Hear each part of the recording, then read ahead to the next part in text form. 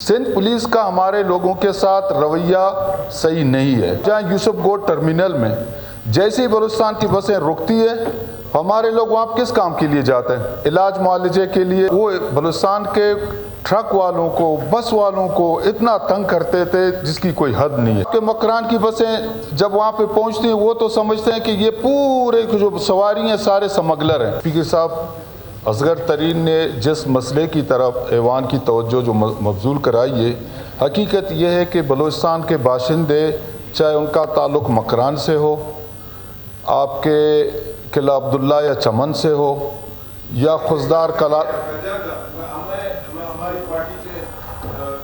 इस करारदाद में डाल दे, इसको मुश्तरका करारदाद। ओके जी, चाहे उनका जिस इलाके से ताल्लुक़ हो, ये आज का नहीं है।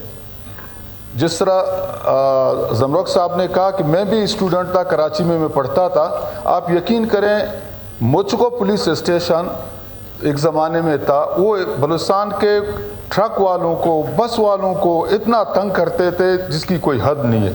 आज भी आप जाएं यूसुफ गोड टर्मिनल में, जैसे ही बलूचिस्तान की बसें रुकती है, हमारे लोग वहाँ किस काम के लिए जाते हैं? इलाज मुआलजे के लिए, या अपने जो गुड्स ट्रांसपोर्ट है उसको पहुंचाने के लिए, या अपने ज़मींदारी के जो फल फ्रूट हैं या ज़री अजनास हैं उनको सिंध ले जाते हैं। कराची उनकी सबसे बड़ी मंडी है।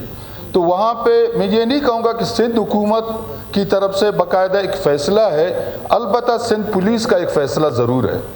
सिंध पुलिस का हमारे लोगों के साथ रवैया सही नहीं है। वहाँ पे जी सर, आप 2 मिनट के लिए अगर आप अली हसन उनको साहब at the end of the day आप आराम से इनको सुन ले, फिर उसके बाद आप बेशक जवाब दें इनको तकरीबन। जी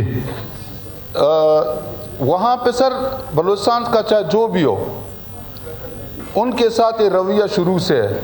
फर्ज करें हमारे जो ज़री अजनास हैं, फल फ्रूट हैं, ये जो बाईपास से जाते हैं वहाँ पे ट्रैफिक पुलिस से लेकर सारे पुलिस वाले गाड़ियों को रोकते हैं। अच्छी खासी उनके साथ उनकी मतलब बदतहजीबी भी होती है, उनको लूटते भी हैं, उनसे पैसे भी लेते हैं। चूँकि लोगों का ताल्लुक़ हमसे होता है, हमें फ़ोन करते हैं, बताते हैं हमारे साथ ये रवैया रखा जा रहा है। और आपके मकरान की बसें जब वहाँ पे पहुँचती हैं वो तो समझते हैं कि ये पूरे जो सवारी हैं सारे स्मगलर हैं।